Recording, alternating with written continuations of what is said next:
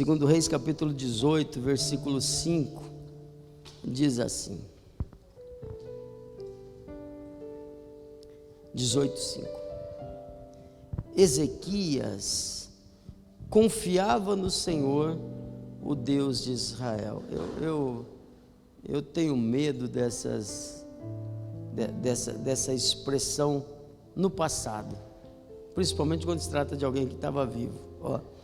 Ezequias confiava no Senhor, o Deus de Israel. Nunca houve ninguém como ele entre todos os reis de Judá, nem antes, nem depois dele. Ele se apegou ao Senhor e não deixou de segui-lo. Obedeceu aos mandamentos que o Senhor tinha dado a Moisés, e o Senhor estava com ele. Era bem-sucedido em tudo o que fazia. Rebelou-se contra o rei da Síria e deixou-se de submeter-se a ele. Dá um glória a Deus bem gostoso. Pode sentar, vou explicar a história para você.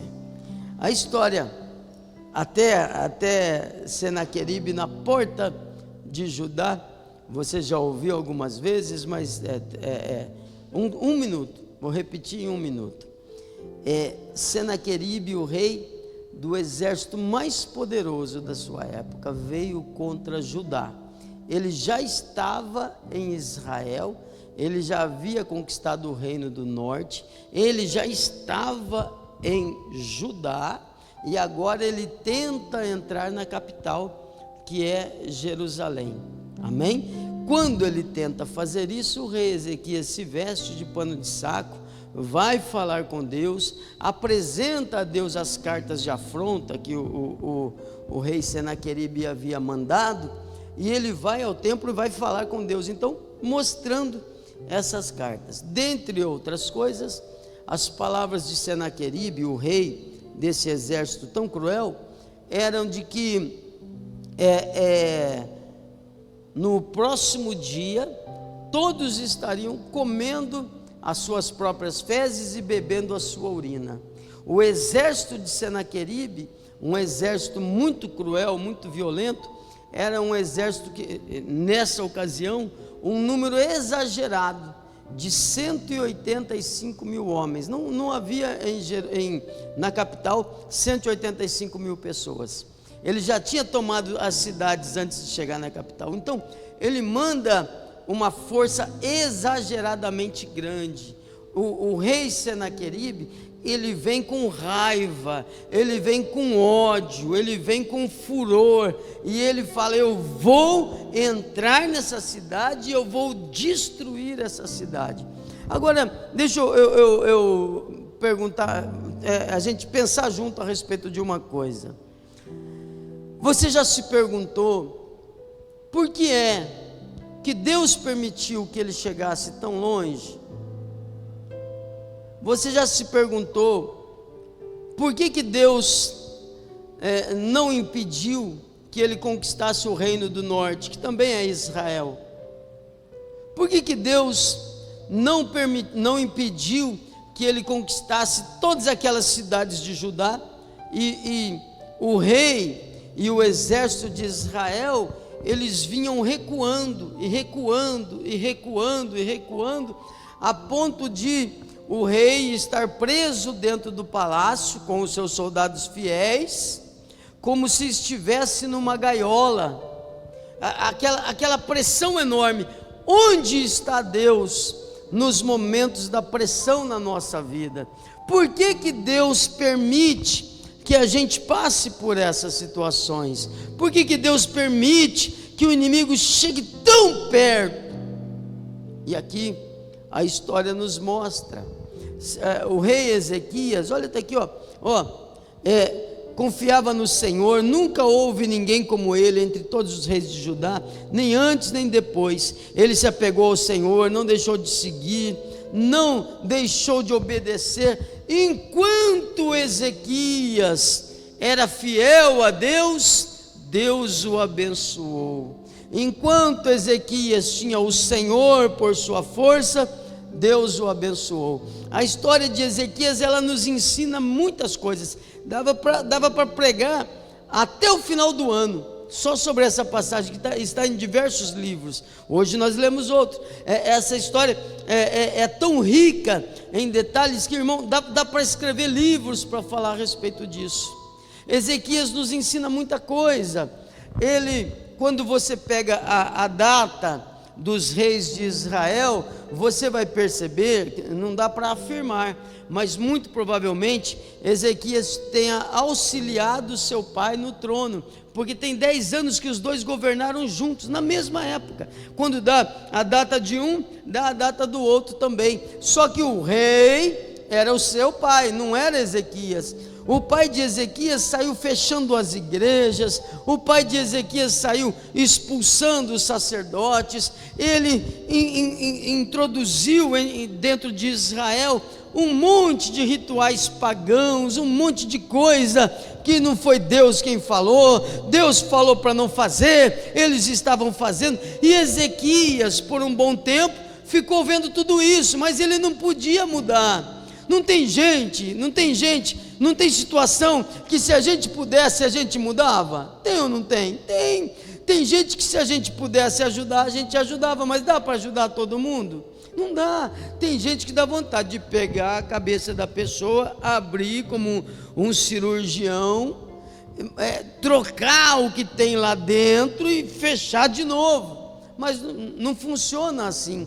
Tem coisa que a pessoa tem que fazer.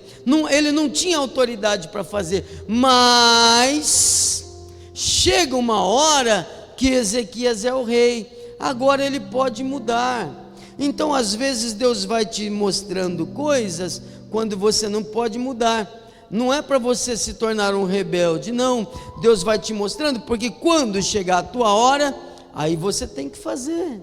O que você pode fazer para mudar de vida, o que você pode fazer para mudar a sua situação, o que você pode fazer para estabelecer a sua fé, você tem que fazer.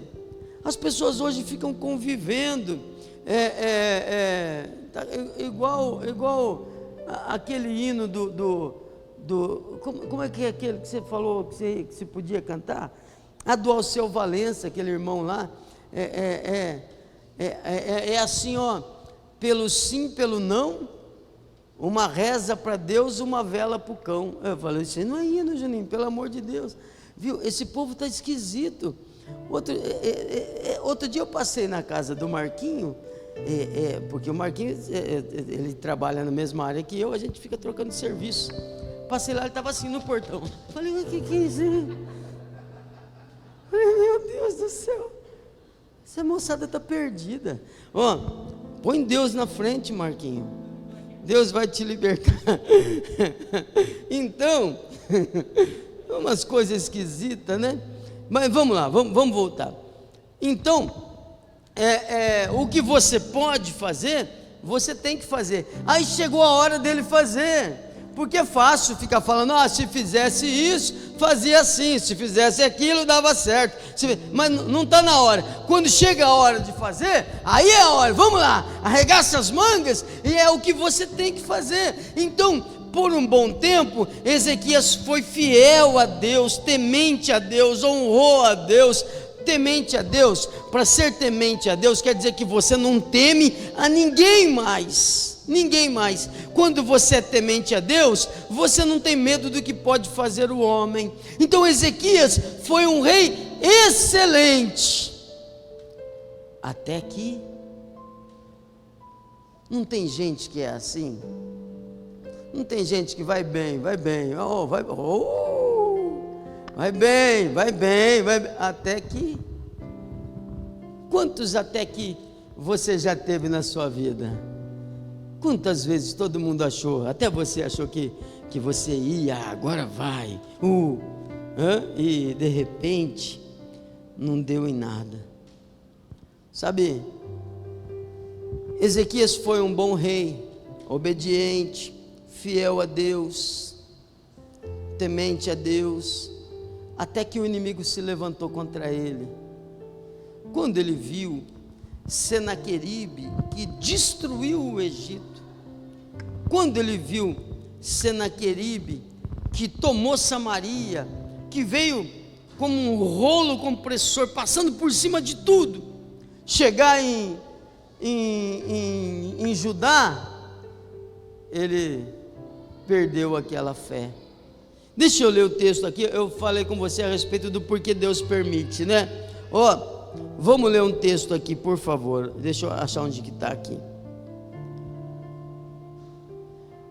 2 Reis 18, 9. No 4º ano do reinado do rei Ezequias, o 7º ano de Oséias, filho de Elá, rei de Israel. Ezequias é rei em Judá, o Oséias é rei em Israel, o reino do norte.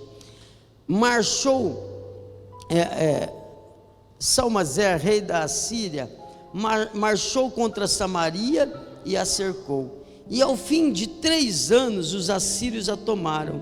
Assim, a cidade foi conquistada no 6º ano do reinado de Ezequias, o 9º ano do rei de Oséias, rei de Israel. O rei assírio deportou os israelitas para a Síria e os estabeleceu em Halá, em Gozã, no rio Abor e nas cidades dos Medos. Isso aconteceu porque os israelitas não obedeceram ao Senhor, o seu Deus, mas violaram a sua aliança, violaram tudo o que Moisés, o servo do Senhor, tinha ordenado. Não ouviram nada e nem lhe obedeceram. Por que Deus permite? Porque a pessoa sabe o que deve fazer, mas não faz. A terra que Deus deu para Abraão agora está tomada por um rei perverso. Agora os descendentes de Israel são feitos escravos novamente, e agora não tem mais Moisés para tirar eles de lá. Por que Deus permite? Porque desviaram-se do Senhor, o Deus de Israel. Então, quando Ezequias vê isso, Ezequias podia ter pensado assim: olha, o inimigo tomou conta de todo Israel, mas aqui ele não chega, porque Deus é poderoso para nos guardar. Mas ele fez isso? Não. Vamos continuar, versículo 13, 2 Reis 18, 13. Essa informação é muito importante, porque nas outras a gente só falou bem dele, né? No 14º ano do reinado do rei Ezequias, Senaqueribe, rei da Assíria, atacou todas as cidades fortificadas de Judá e as conquistou. Ele já está no reino do rei Ezequias e as conquistou. Então Ezequias, rei de Judá, enviou esta mensagem ao rei da Assíria em Laques, dizendo: cometi um erro, para de atacar-me.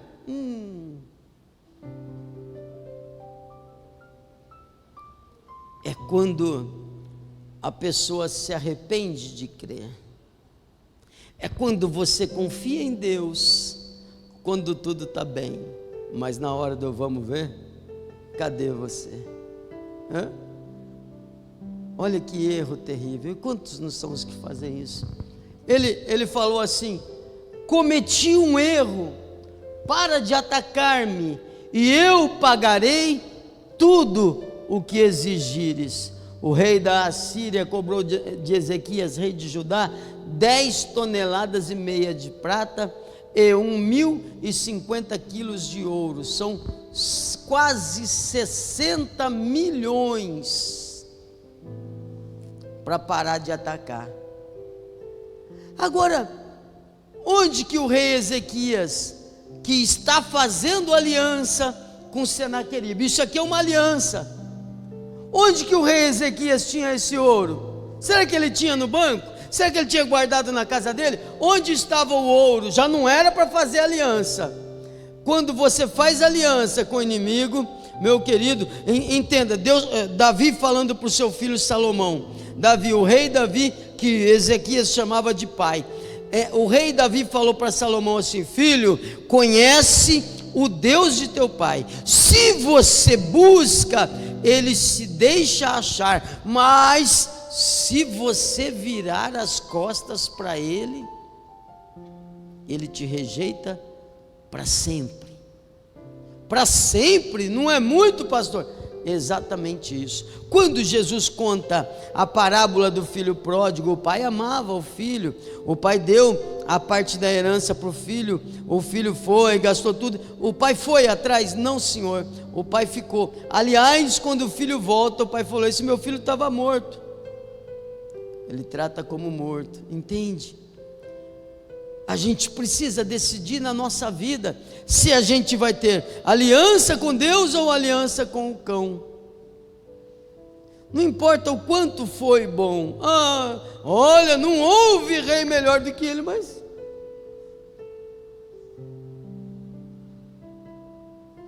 olha lá, veja de onde ele vai tirar o ouro. Vamos lá, vamos com esse. Assim Ezequias lhes deu toda a prata que se encontrou no templo e na tesouraria do palácio real. Ele foi buscar da casa de Deus para entregar para Senaqueribe, dizendo: não lute contra mim. Eu ouvi um relato num desses congressos de missões, uma coisa que marcou muito.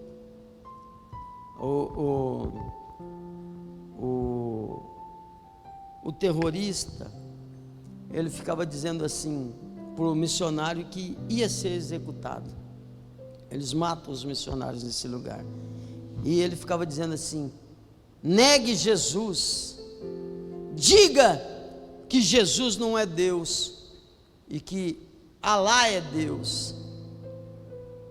E o missionário insistindo, matou um, matou dois. Quando chega na vez daquele, ele temendo ali, com medo, preocupado com a sua vida, eu nego. E ele falou: Alá é Deus. Quando ele falou Alá é Deus, o terrorista que estava longe, de longe, deu um tiro na cabeça dele e falou: Alá não merece um cachorro como esse. Morreu sem Jesus. Olha que coisa triste. Quantas pessoas negociam a sua fé, traem a sua fé por qualquer coisa. Qualquer motivo é motivo. Mas é que precisava fazer tal coisa. Tá, e aí você tirou de onde? Do templo, de casa e do palácio do rei.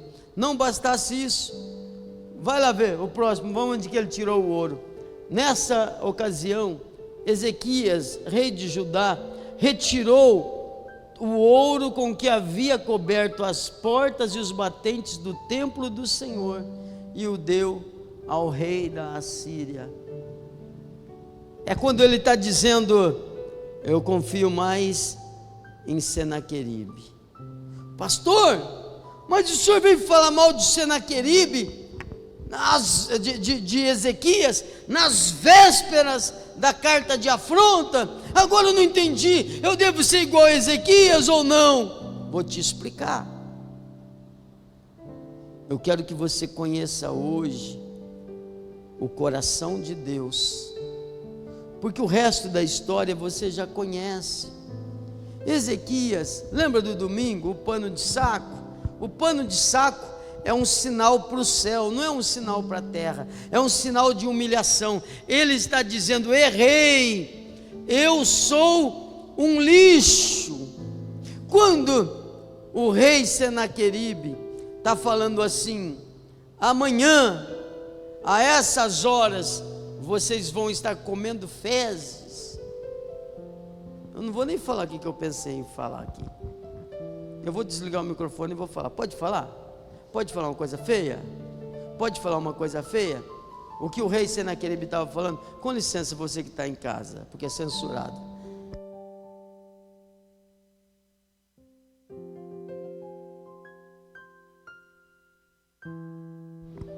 porque é alguém que traiu o seu Deus. Ele levou todo o ouro para Senaqueribe, e isso conteve Senaqueribe? Muito pelo contrário, isso tirou dele a cobertura de Deus. Quando você sai da cobertura de Deus, você fica exposto. E aí, irmão, é coisa atrás de coisa, não tem jeito. Aliança com Deus é algo que você deve levar para toda a sua vida. Tá bom, mas e o Senaqueribe? O Senaqueribe pega a carta. Agora Senaqueribe está temendo pela cidade. Ele vai no templo. Tinha uma vigília sexta-feira, às 21h30. Ele falou: estou na vigília.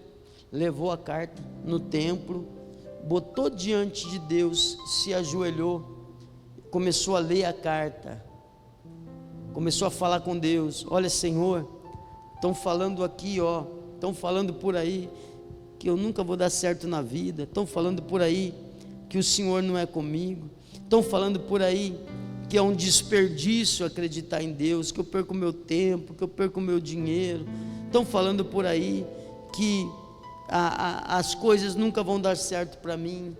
Ele vai falar com Deus. Quando ele se arrepende, o que Deus faz? O que Deus faz com um pecador que se arrepende?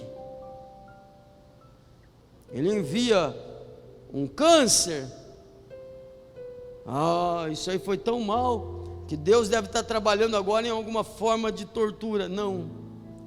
Quando um pecador se arrepende, o Senhor vai e apaga os seus pecados. Ele está dizendo: dos seus pecados não me lembrarei mais. Você pode ter vivido longe, ter sido dado como morto, como um filho pródigo, mas quando você quer voltar, Ele te abraça, Ele te recebe e fala: bota o anel no dedo, porque esse é meu filho que estava morto, mas reviveu. Não é sobre o peso do pecado, não.